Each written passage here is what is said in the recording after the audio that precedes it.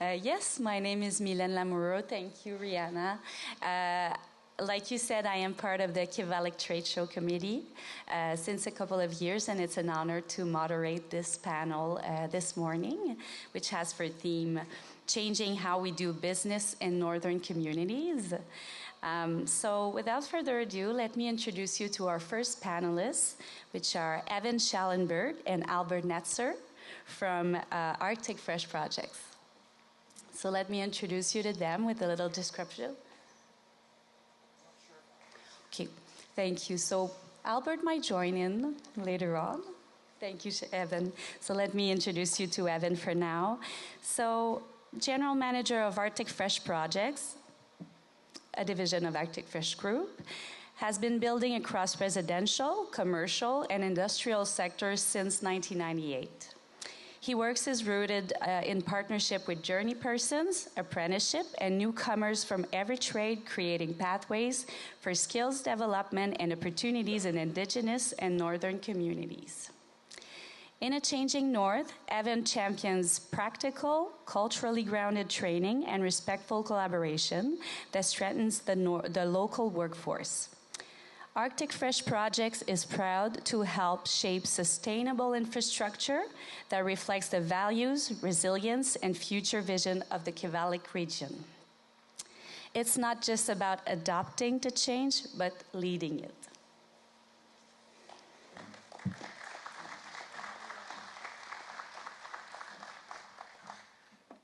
Good morning. I might just change this mic a little bit here.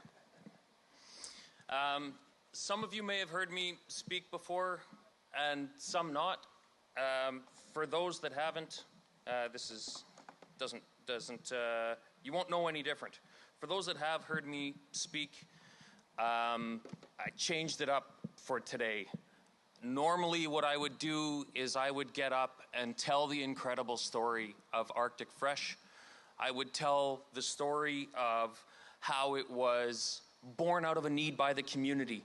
The community birthed the company. It started selling food on a coffee table in Rhoda Angutimarik's house because she saw a need to address food insecurity and a growing disparity between wages and affordability in Nunavut. From Arctic Fresh, she's from Igloolik, was a teacher at the school there for 16 years. An incredible story, and it's a wonderful, feel-good success story to be able to tell, and that's what I would normally do. I would talk about how that grew from it in 2016 to her winning Canada's National Social Entrepreneur of the Year award in 2019, to growing a need for a construction company because there was no one to build in the community at affordable prices, and starting with 3 Inuit employees in 2019, incorporating the construction company in 2020, growing it to today, over $275 million work in progress across 16 projects in 9 communities with over 100 Inuit tradespeople. That's an incredible story to be able to tell. Today I'm not going to tell the whole story. You want to hear about it, come and talk to us afterwards. We're going to switch it up a little bit today. I'm going to give you a bit of an overview because hopefully I don't get lost and down the rabbit trail along the way. Today we are going to talk about changing business in the North. We're going to talk about our economy. We're going to talk about wealth disparity. We're going to talk about how we are currently, I believe, past the tipping point of affordability. The median Inuit household in Nunavut cannot afford regular life in Nunavut, which is why, we have a housing crisis, we have an affordability crisis, all of those things play. I think we're past the tipping point, but we're not past the point of no return. We're going to talk a little bit as well about what we can do and how we can work together and what approaches we can take and the hope that we have to be able to change the direction that we are currently on. There we go. That's a 2-minute, this is the summary of what we're going to talk about. Now I got 8 minutes left. All right, so what's Nunavut's position for future business? We have a lot of announcements, $700 million for new homes. We've got billions of dollars of infrastructure being announced this year alone in Nunavut. As Jimmy just mentioned, not since the construction of the DEW line not since the Cold War has there been as much attention on Nunavut. We've got the devolution agreement that was signed in January of 24. Transfer is targeted in 27. There's a lot of global attention here. We've got mineral wealth, all kinds of mineral wealth, more than we've even started scratching the surface on. There is national sovereignty at stake. Many countries in the world don't recognize Canada or Nunavut's sovereignty through the Northwest Passage.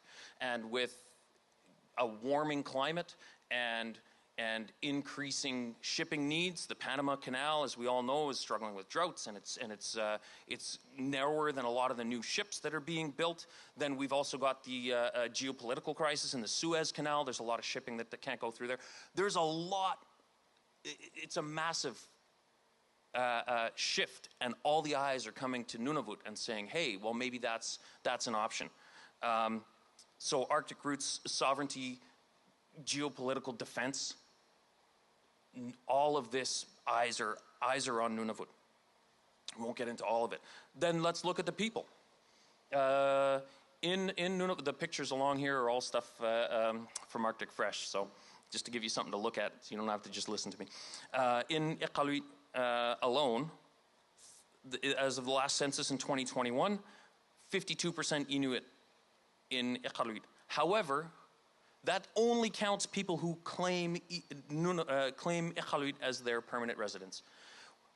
Iqaluit is currently less than 49% Inuit because of the amount of people that live in Nunavut, that pay taxes outside of Nunavut and do not claim Nunavut as their permanent residence. It's less than 49%. So already the demographics, we're seeing that change across the territory, but Iqaluit is a microcosm of that.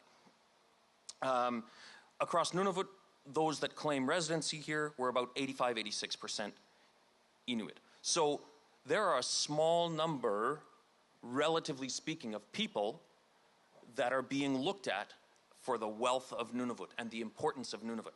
And the exciting thing is that with the devolution agreement and with the land claims agreement, they have, Inuit land beneficiaries have the ability and the power to direct where business goes. That is firmly within the grasp of Nunavummiut. The workforce reality is that working age residents, again, this is residents of Nunavut, it's approximately 80%. And when we look at the metrics from the 2023 average, it says, hey, we've got 66% Inuit employment across the territory.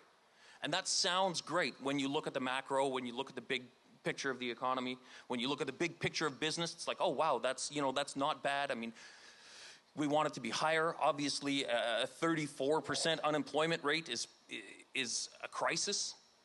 But again, majority of businesses in Nunavut are reporting less than 20% Inuit employment. So when we're saying that there's 66% Inuit employment, but yet businesses, the majority of businesses are reporting less than 20% Inuit employment, we begin to see the number of resources coming into Nunavut from outside. And when we bring workers from outside, which we need expertise, we need training, and to do that, we have to bring in qualified people to train Nunavummiut to take over those roles.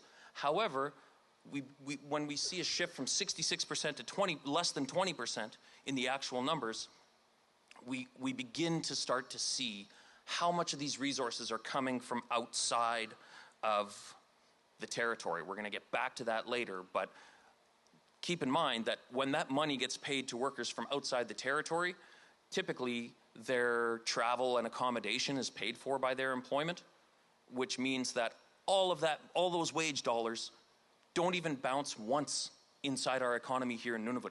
That money goes directly to the south. It never hits a bank account. It never hits a business here. It just goes, all of those wage dollars go directly to the south. And in order to build a strong economy, in order to build strong Inuit businesses in Nunavut, that money has to bounce as many times as possible before it leaves the territory. What does it cost to build? Hard costs announced in 2024 were $670 a square foot.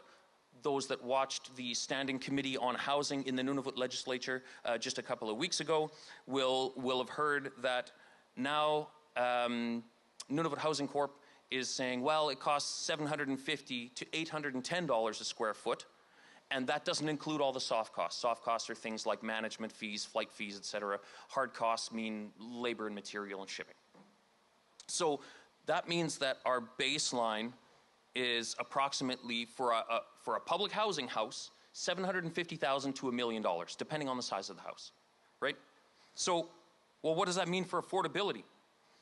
What's local income in comparison to these rising asset prices? I know this is a boring, this is a very boring thing, but it's very important. So I don't think oh, there we go. Local income anchors. The median after-tax income in Nunavut is $104,000 for the household, $74,000 for the individual.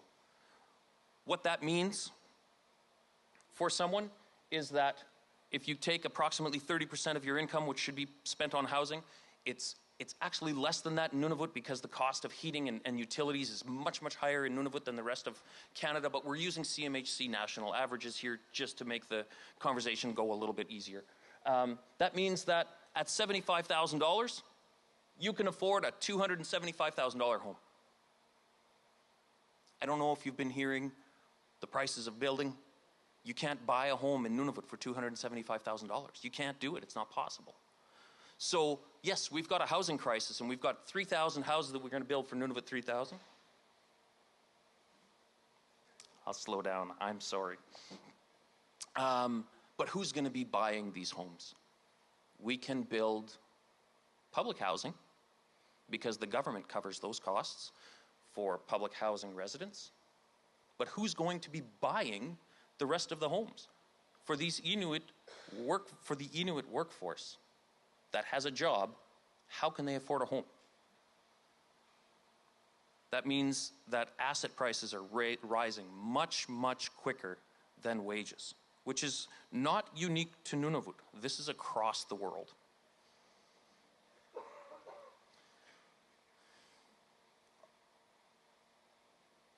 Arctic Fresh Group was born out of a need from the community to address affordability, to address Inuit employment. Arctic Fresh Group has over 90% of its staff are Inuit. We have, thank you. It's a little bit ironic, you know, having a Kivalliq come and talk about Inuit employment, so sorry about that. But it's true. We have over 100 Inuit workers in the trades alone, over 175 employees across the group. As we mentioned, over $275 million of contracts, construction contracts alone in Nunavut. And everything that we're doing as businesses needs to be addressing the needs in the community. I'll give you an example right here in the Kivalliq region. We have 2 projects in Coral Harbor. Saku School addition and renovation. We currently have, these are accurate numbers as of 1 week ago, payroll. Total aggregate from the start of the project to today, 58% Inuit workforce on that school. That's a $52 million project, 58% of that workforce. Not just our workforce, that includes our sub-trades as well. Our numbers are a little higher personally, however, we don't just want to cherry pick the nice stats. This is the entire project, 58% Inuit employment. Coral Harbor, we're building a 12-plex together with, for NCC as part of Nunavut Housing 3000. On that project, 68% Inuit employment. We have in Kivalliq a workforce building an 8-plex there, 100% Inuit employment. We have 2 modular units that we are building right now in Kivalliq, 100% Inuit employment. That means the project manager is Inuit. The site superintendent is Inuit. All of our workers are Inuit. We have Inuit electricians doing the electrical. We have Inuit mechanical workers doing all of the plumbing and heating and boiler systems. That's what we need to do here in Nunavut. So what's the point of all of this? The point is that when outside money comes into our region or our territory, the money controls the price of the assets. those investing need a return on investment. Money's not free. Nobody gives out money for free.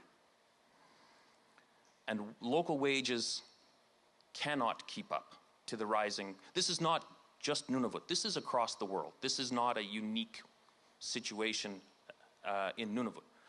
Across the world, asset prices go up higher than wages.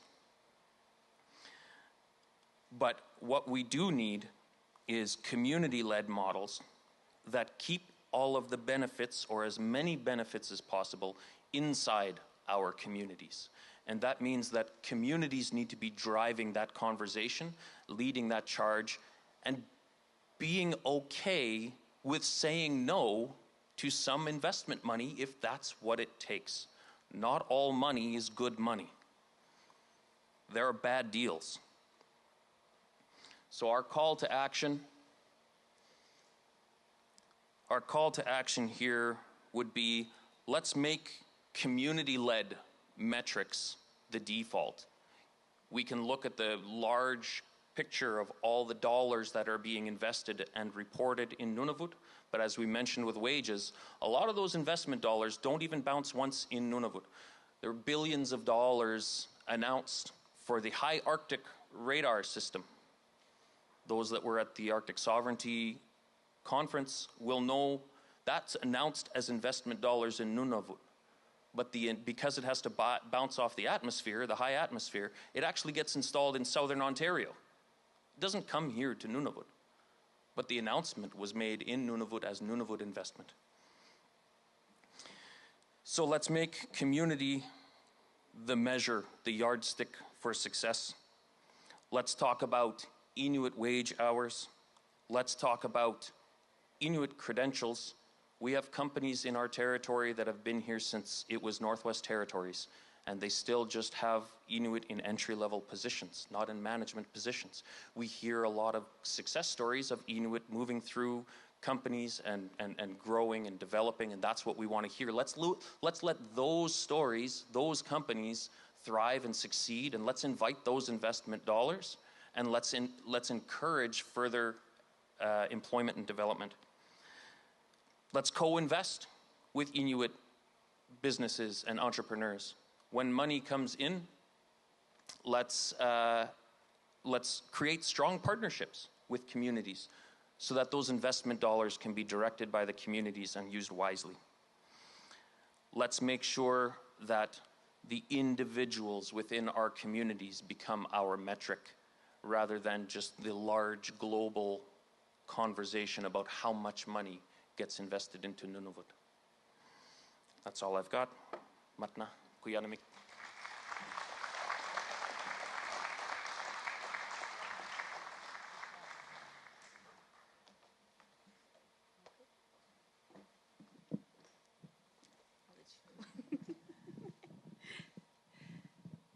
Thank you very much, Evan, for your passion and explanation. Much appreciated. So now for our second panelist, I'd like to introduce you to Caroline No from Saco Innovative Building Solutions. Caroline No brings its extensive experience as a project manager, strategic communicator, and certified change management practitioner. She has worked across diverse sectors, ranging from aerospace to mining, within both large corporations and startups in Canada and abroad. Well-versed in digital transformation within the construction industry, she also has expertise in modular construction through the long-standing involvement in an R&D group dedicated to advancing the field. Caroline is eager to relocate to Arviat and looks forward to deepening her understanding of Inuit culture. Please welcome Caroline No.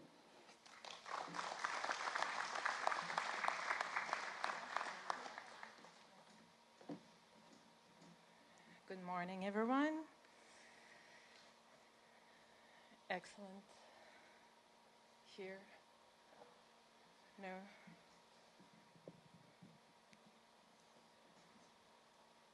All right. So thank you for having me this morning to talk about change.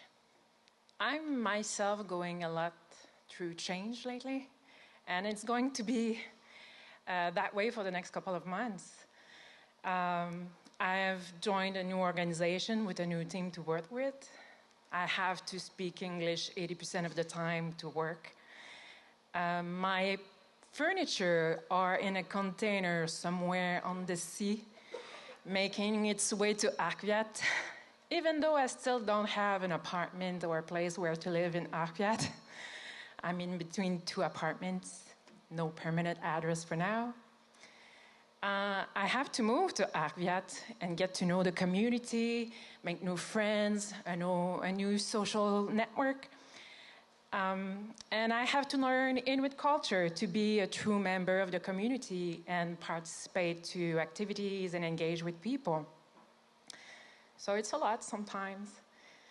But most of the time, all good experiences. People share in a very good way, very positive, constructive, in meaning to me to find success in whatever I'm attempting to do.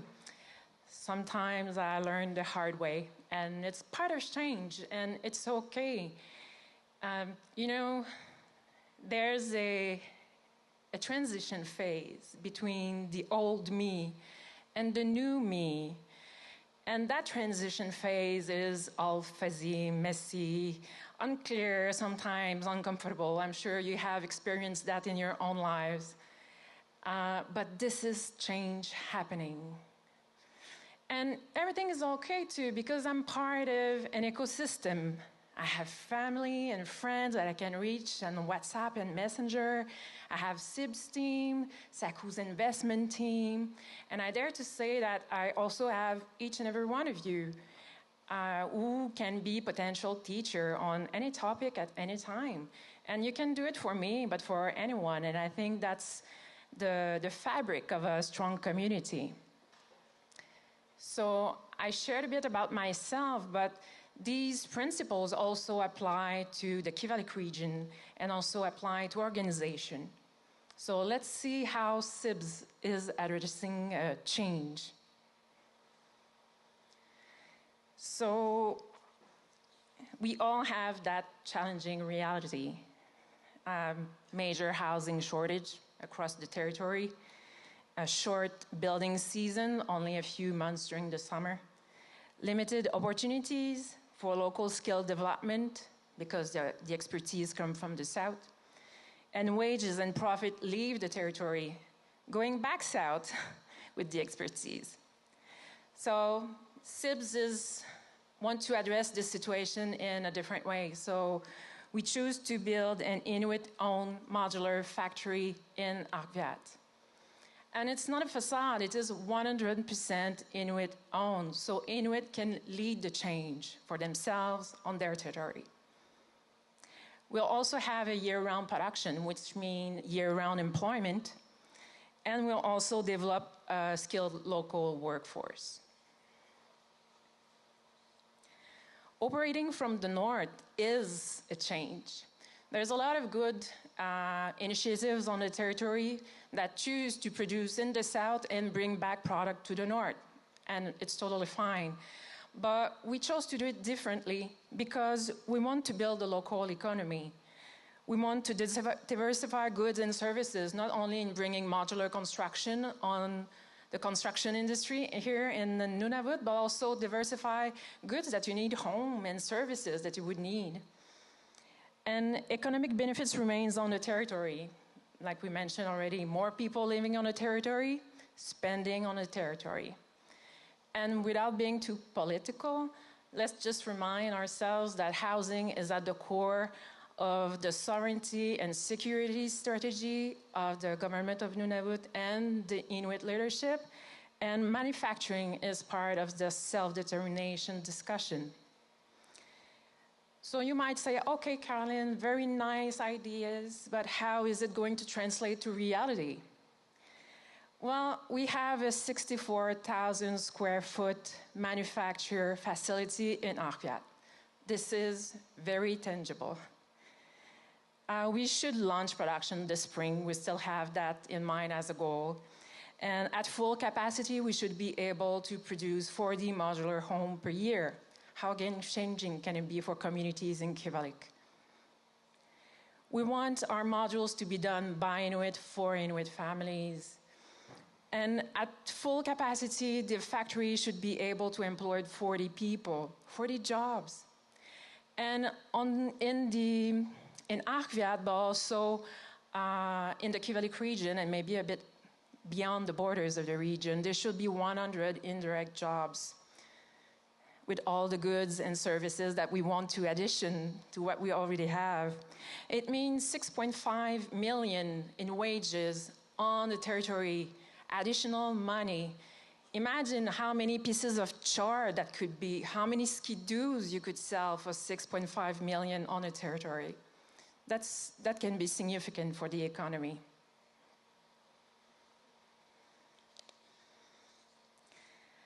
The project also aims at helping to build the capacity within the construction industry. We would like to see Inuit having access to meaningful training. We would like to see Inuit in skilled position, so building strong trades, but also having access to supervision, management position, even higher management position. And of course, reducing needs on imported labor. So the way we chose to address that situation, talking with different stakeholders, would be to have a tailored on-the-job training program that would fit our reality as a private company and also complement what's already existing on the territory. So employees would come to work 9 to 5, and Monday to Friday, and then they could add those hours, and those who want to follow the path of certification, we will support them to go through that way. And after certain times, employees will be released on the market, so we will have skilled employees available for any employers in Nunavut, so they could work for the GN, NHC, and other construction companies. And what's also interesting to remember is that SIBS is the first factory on the territory. So yes, we want to build strong trade, skilled workers, but also going to develop a new skill set that's not really available here. So we talk about production, quality, inventory. So imagine how attractive it could be for a new entrepreneur or a company to come and maybe establish themselves in Nunavut, in the Kivalliq region, because there's already, a baseline with those new competencies. I think it could be very changing also for the Kivalliq region. So building modular is a change also in itself. We build differently. What we have to remember is that modular constructors are manufacturers. Manufacturers, whether they manufacture cars or pens or modules, they're good at the same thing, at repeating the same product. And SIBS will be producing one product, modules, but we'll have different type of modules. And those modules can fit housing or commercial projects. And within housing, we can address public, affordable, or market segments. The product is really flexible for the reality we have here. We'll have year-round production in a controlled environment, which is very good when you are in a training position. And it's also very interesting. But let's talk about the product in itself. Yes. So the product has been designed for the North. So it's not a copy of a product taught for projects in the South. It's really something that has been designed for Nunavut environment and climate. So we want to achieve the highest level of manufacturing possible in the factory so that there is as little possible to do on the construction site during the short summer. For the same reason, we want a very efficient installation. And we have a very high performance envelope, and we thought about it because it would provide a lot more comfort for the tenants. Being part of all the envelope systems, the windows, since we have a very performing envelope, are going to be bigger, so more natural light inside the housing units. And for the owners, it's going to be a lot easier to maintain the housing units. There shouldn't be any mold situation like some communities have experienced. So that should be interesting. And we also relied on the feedback of our team that has a lot of expertise in building in the north, from Inuit feedback to make sure that the modules, but also the design of the housing units will enable Inuit traditional lifestyle.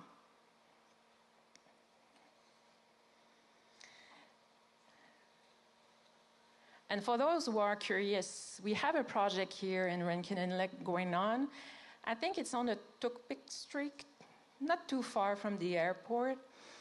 On the left-hand side, you can see that there's the first module of that sixplex, so 6 apartments in one building.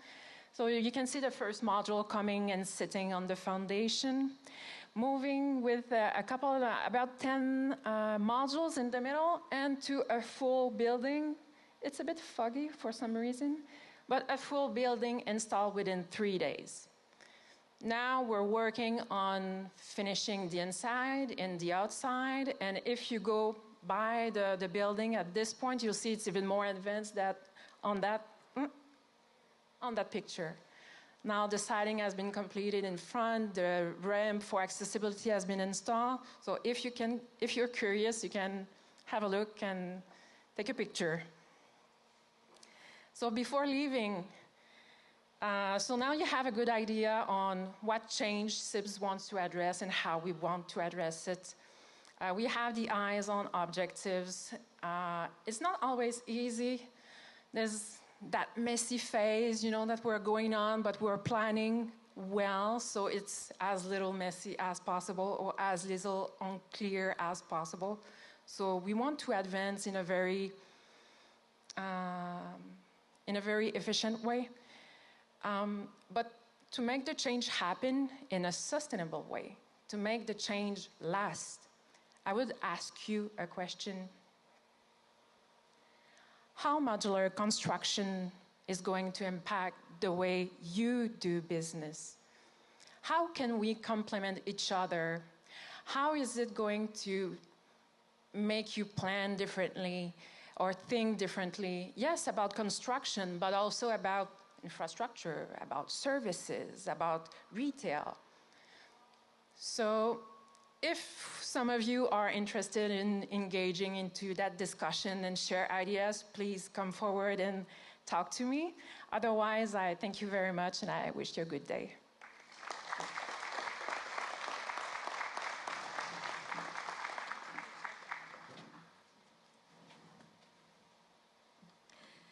Thank you, Caroline, and the best for you and your team in this beautiful community that is Arfayette.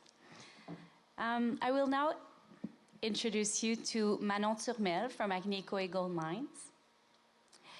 Manon Turmel has been with Agnico Eagle for over a decade, contributing to the company's operation in Nunavut through roles in environment compliance, permitting, and regulatory affairs. She now leads public affairs for the Nunavut division, focusing on community engagement and transparent communications with stakeholders. She studied marine resources and geography at Université du Québec à Rimouski. Please welcome Manon Turmel.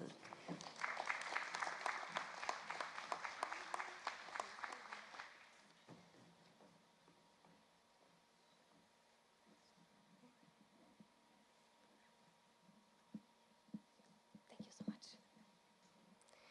Ubliatsiak, Manonguyunga. Good morning, everyone. My name is Manon. I'm very happy to be with you here today in Rankin Inlet. We have beautiful weather this week. It's a great event. Thank you for having us. Agnico Eagle has been in the Kivalliq region for about 15 years now.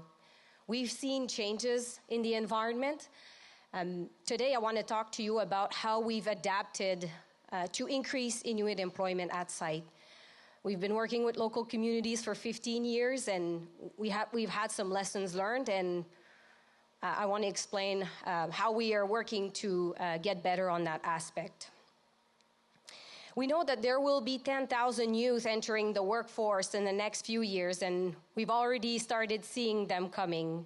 Albert Netzer mentioned it on Monday in his speech at the opening ceremony. So this is a fantastic opportunity for us to recruit more Inuit employees.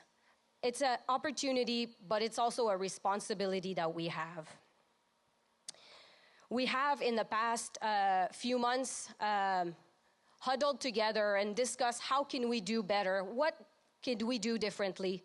We've worked with our local stakeholders, partners, to identify opportunities. So these initiatives tackle recruitment, hiring, and also retention. So basically today, I want to walk you through what we have done, some of the challenges we face, some of the opportunities we see based on the changing environment to increase Inuit employment.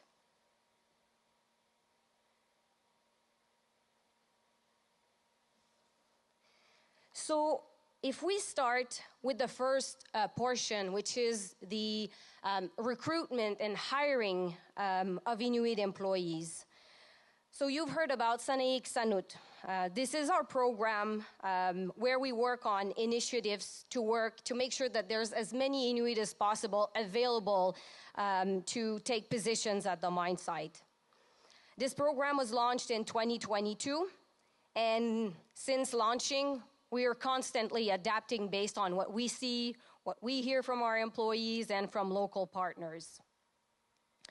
Some of the things that we've heard is that applicants want to hear back some more from us when they submit their application. They find it's kind of not a black cloud, but they submit their application and they don't know what's happening. So we've really strengthened our program in the last year to make sure that we closely follow up with applicants, that we don't leave them hanging once they've submitted, put their name in the hat. And also, we have a big list of employees that are interested to work at the mine site, but how can we match these people with positions? Sometimes there's not always positions available, but by really taking a hard look at our list and qualifications that people have, how can we match that with potential opportunities or future opportunities that we've never seen?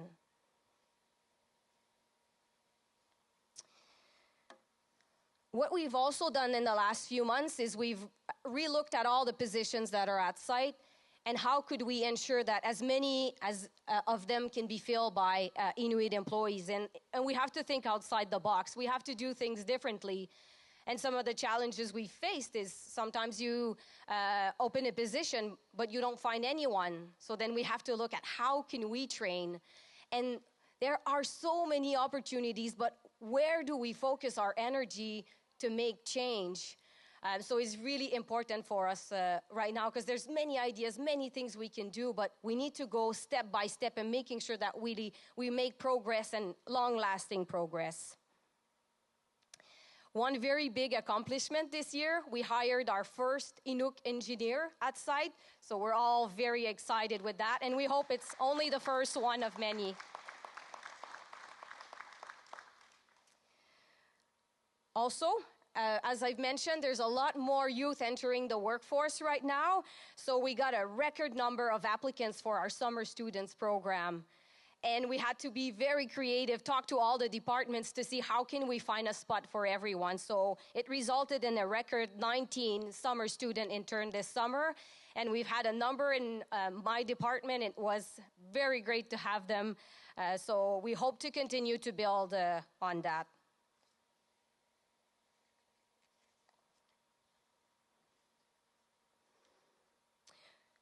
Just a little something I wanted to mention before we move on to the training portion is, so we're looking internally, how can we have more positions available? How can we make sure that we recruit better, we hire more, but we have to do it all together. Agnico, but also our larger family. We're here at the trade show. We're all businesses. How can we all partner to make sure that all of us, everyone that supports Agnico, we work on initiatives to increase Inuit employment. So not just Agnico, but all together, people supporting us at site. Here you can see some statistics for 2024 training programs. We know that when we open training opportunities, people raise their hand.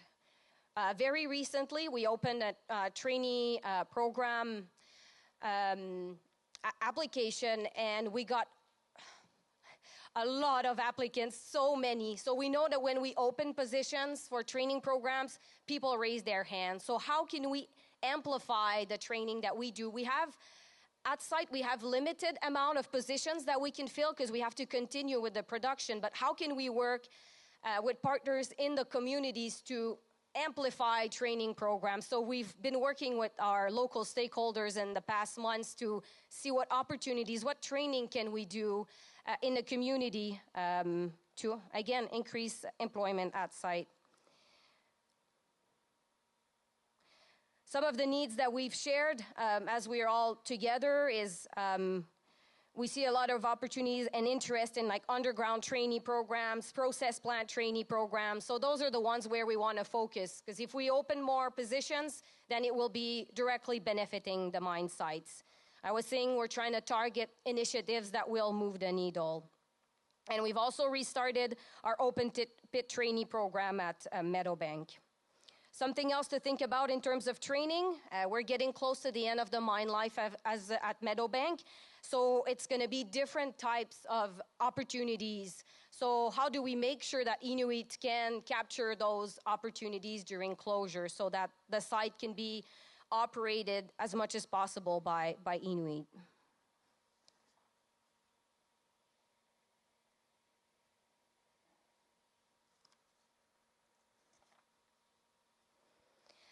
On the education front, with more youth entering the job market or available to enter the job market, well, we need to make sure we reach out more to the high schools and talk about what are the opportunities at the mine site. Maybe some will not be interested, and it's totally okay. But we need to make sure that we're there, that we explain what we do. And since we've been there for 15 years, people are starting to understand a bit better some of the opportunities. But we need to continue to be there to explain what are the different opportunities. So right now we're working with some local partners to see how we can do that a little bit better. One other fantastic initiative that we're trying to amplify this year is the Task Week in Baker Lake. What Task Week is basically for a week, grade 10 to 12 students get to try a trade. Hairdresser, cooking, carpenter, and they do a project. And we've heard really good feedback. And earlier this year, Peter Tapatai came and tapped on our shoulder and said, hey, could we do that in other communities? So we've initiated discussions to see how we could export the model elsewhere. And the discussions are going very, very well. And hopefully we'll see some of you again in Rankin for that early next year.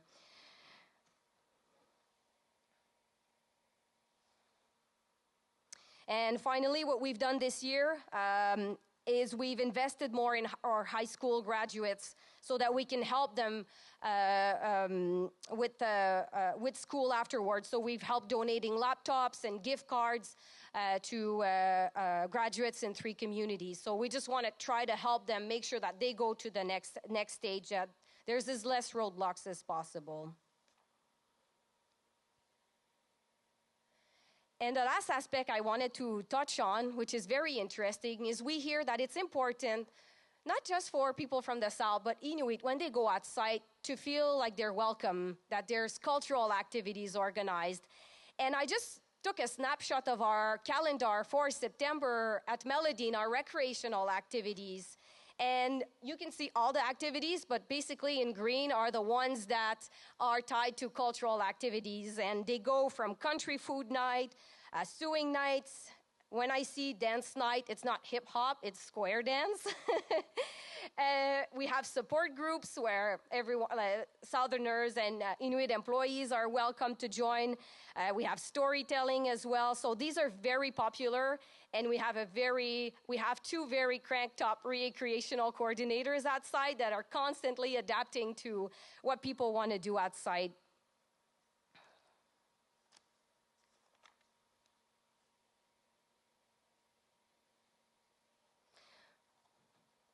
Good. So this concludes my presentation. As I said, we have to continue adapt to the realities to increase Inuit employment outside, but we're ready to roll up our sleeves to take on the challenge.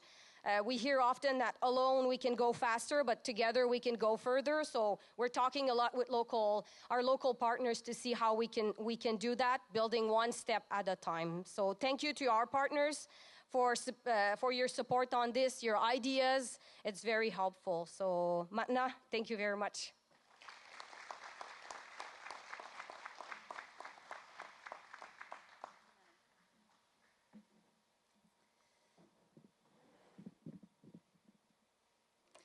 Thank you very much, Manon. So we still have a bit of time for questions, about a little 15 minutes, and I'd like to give the voice to whoever in here would like to express their questions. Please come to the microphone if you have some. And I will proceed with mine if ever no one has anything in particular to ask, but I see that there's a beautiful lady asking a question. Thank you for your question. Hi, it's Alexia with Pilamasaivic, Acting Assistant Director, responsible for pre-employment training. Thank you very much for your presentations. I figured I was the first to ask a question yesterday, and I'll start again today. As we have heard multiple times, we have 10,000 people entering the workforce. And knowing that housing is such a crisis, and I'm thinking specifically with the mining, there are many Inuit who work in the mines, who live in southern places because they are not able to find housing in their home communities. Is there anything that the mining companies are doing to support Inuit to bring them back home to their communities so they can have their house, be in their community, and gainfully employed in your organization? And I just want to add, Sibs, I love what you're doing, and I hope we can work together in the future. And Arctic Fresh, same thing for you. I mean, I know you're across Nunavut, but is there anything you're doing to support those to come home? Thank you.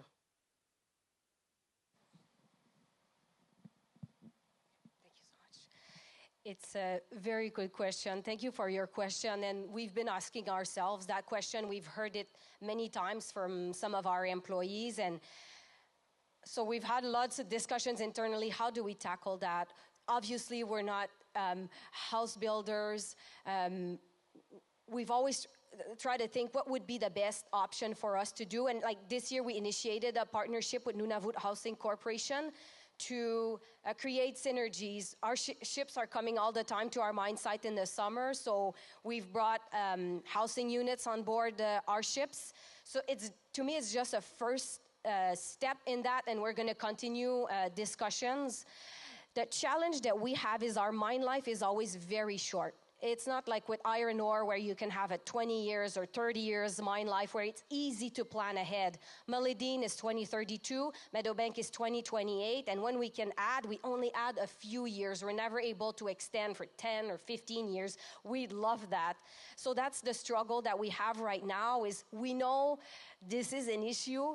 We're thinking about it, but we're trying to find the best way. But if you have any ideas, we're open to suggestion, because we know how critical it is to get more Inuit employees, because we know sometimes they go south, they get trained, but they have no place to come back. So you're putting the finger on the right thing. But if you have any ideas, please come see me.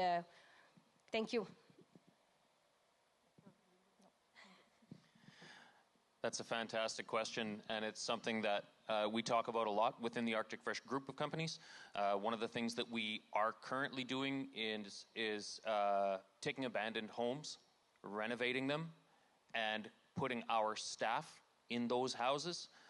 That money, those are not government grants, those are not development grants, those are dollars that come directly out of our bottom line. We are a social enterprise. We keep at most 40% of our profit. A minimum of 60% of the profit gets reinvested directly back into the community. That goes through housing for our staff, school lunch programs, food hampers. Every Inuit household in the Qiqitani region receives a food hamper from Arctic Fresh every single year. You don't see that in the social media very much. We don't talk about it because that's not why we're doing it. We're doing it because we work for Inuit. We're currently working on a proposal in Inuit to build multiplex housing for our workers. That would be our dime, our money for our workers. And I'll just give you a quick example. There's many people that have worked for the GN for their entire careers, Inuit workers that have lived in GN houses, and now they're retiring, and now they're homeless. Even though they've worked their entire careers, good careers with a good pension, cannot afford a home. Now, what if we flip that narrative across the territory? What if we provided staff housing for our staff in Nunavut with an ownership stake every year? The longer you work for the company, the larger percentage of the home you own. So that if you spend a career working for a company in Nunavut, at the end of your career, you own your home outright. What if that's the approach we took? Thank you very much.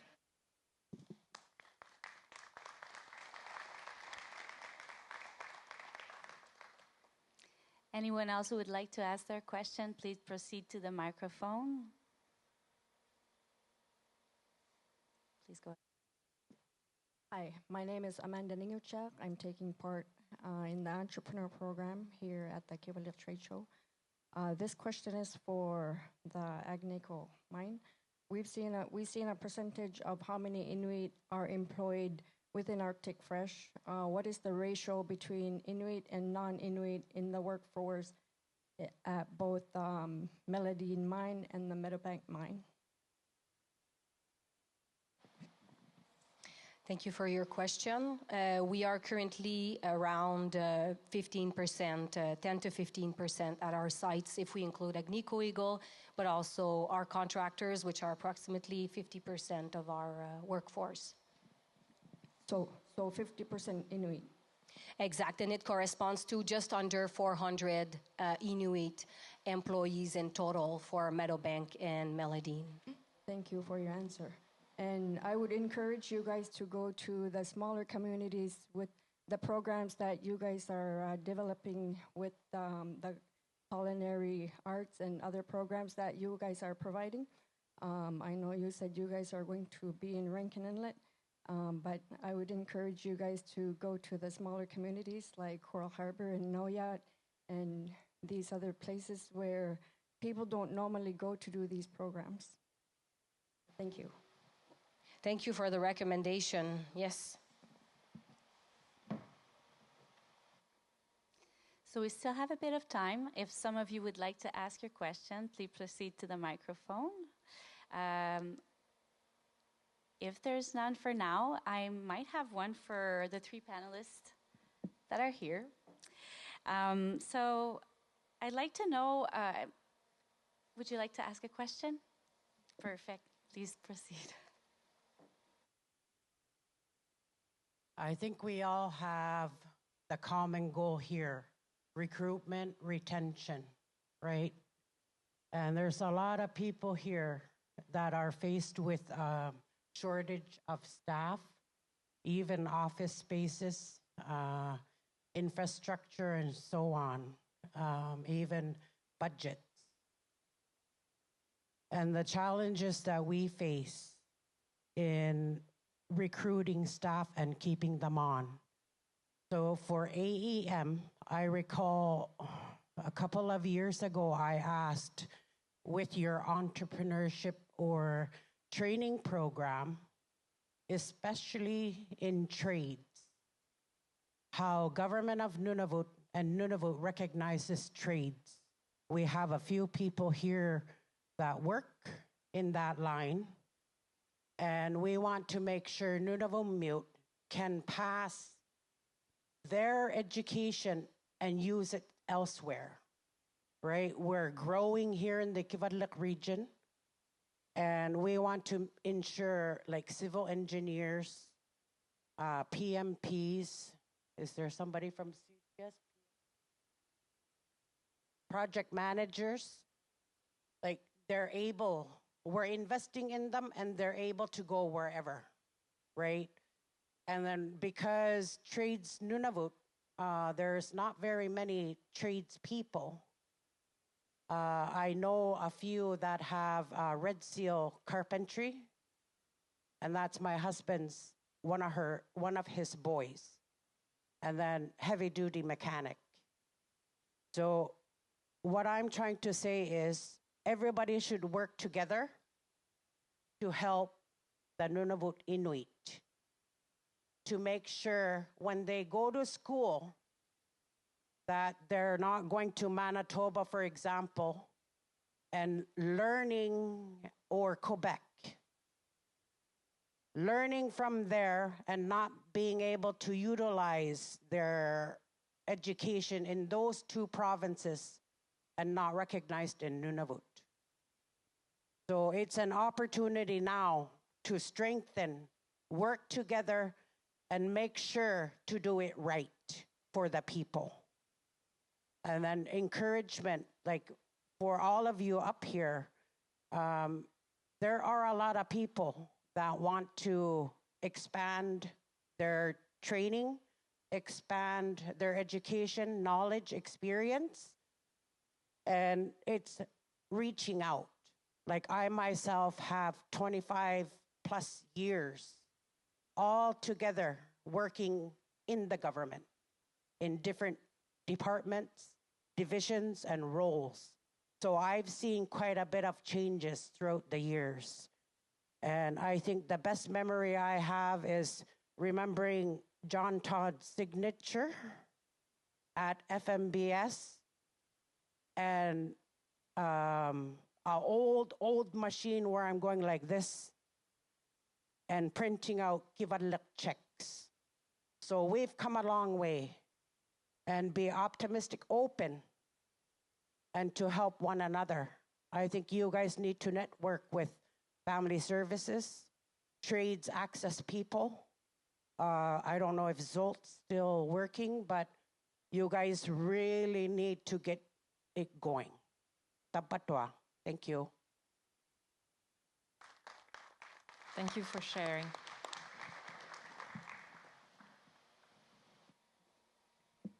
Thank you very much for your intervention. Anyone else would like to ask a question to our three panelists? Okay, so have time for one question? Perfect. So I have a question for our three panelists. Whoever wants to take the microphone, please feel free. Thank you in advance for enlightening us with your perspective, background or experience. We're talking about how do we do business differently? How can businesses ensure that they're contributing to the community well-being and not just for profit?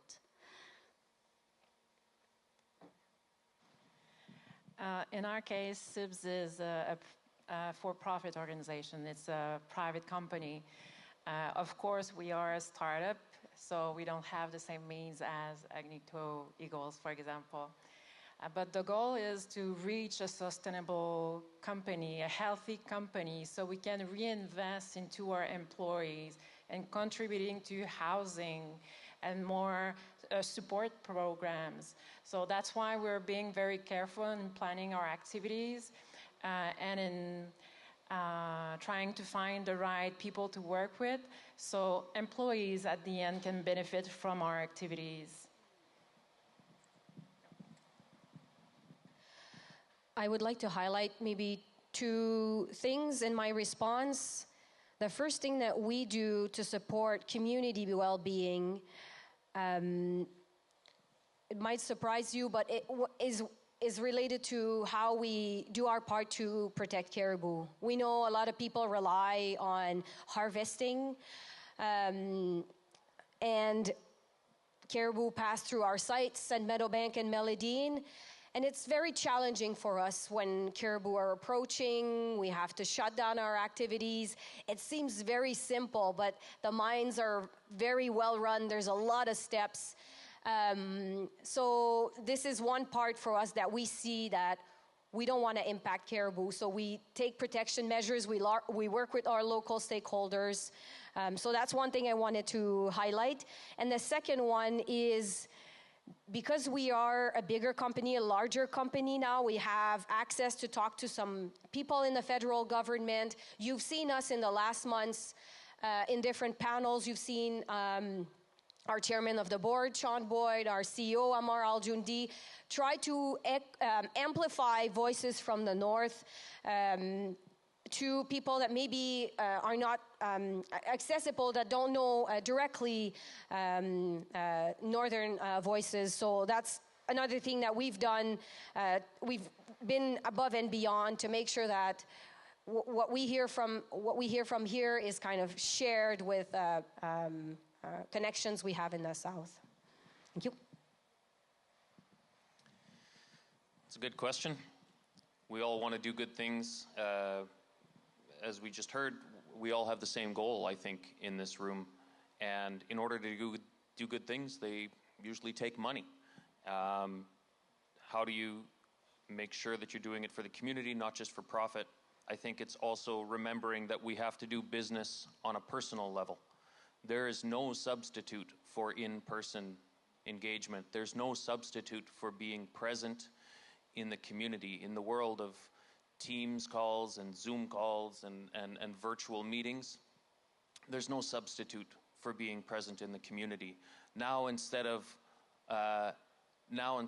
looking at things, you know, as you're forecasting, as you're doing, you know, cost forecasting and cost allocation within your budget codes and things like that, instead of looking at things like production rates versus labor burn rates, you're looking at, hey, what's going on in Adam's life? What's going on in Julius's life?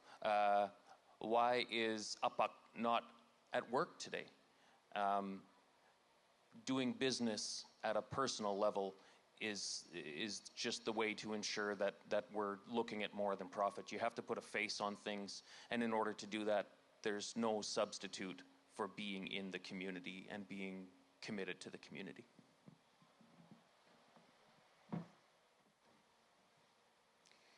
Thank you very much to you three panelists. Thank you for your generous information during that panel.